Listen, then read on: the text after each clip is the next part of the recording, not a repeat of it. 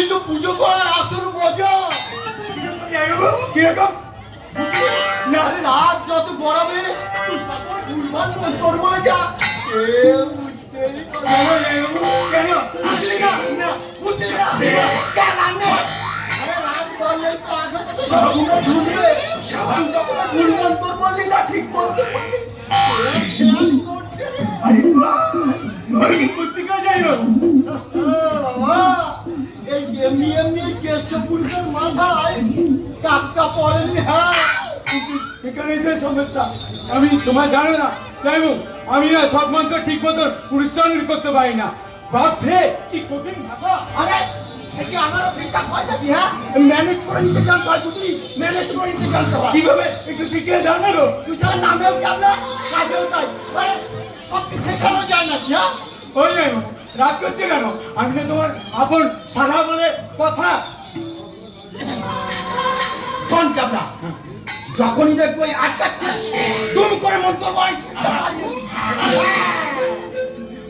মৃত্যুর সমস্যা। হ্যাঁ শালা, কিসের সমস্যা? জানো তো আমার না জিভটা একটু মোটা, উঠতেই চায় না মুখে। মোটা শালা, ওই মোটা জিভ আর মোটা বুদ্ধি নিয়ে। এই ঠাকুর রে, তুমি এখানে আর আমি তোমাকে হন্যে খুঁজে বেড়াচ্ছি। কেন ভাই, জরুরি কোনো দরকার? জরুরি তো বটে, ভালো করে তোমার ফোনটা কোথায়? কেন? আমার সঙ্গেই আছে।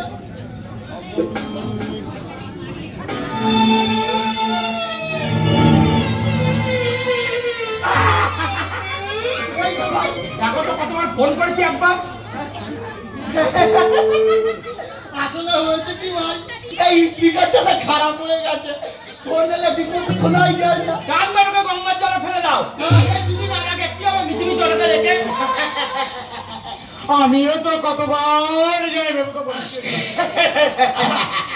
এই মালটা আবার কে এরকম বড়দের মতন হাসছে?